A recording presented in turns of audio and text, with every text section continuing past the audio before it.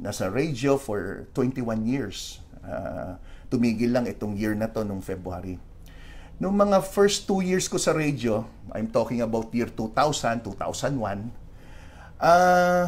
may isang pasyente pumunta sa clinic.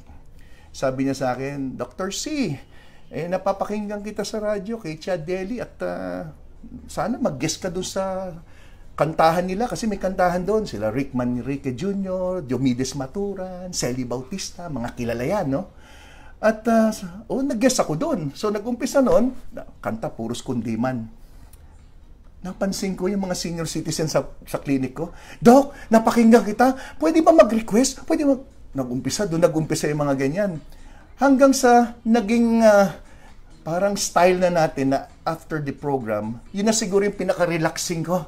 Ay, natapos din tong lecture ko. So, relaxing, kanta-kanta. Hindi ako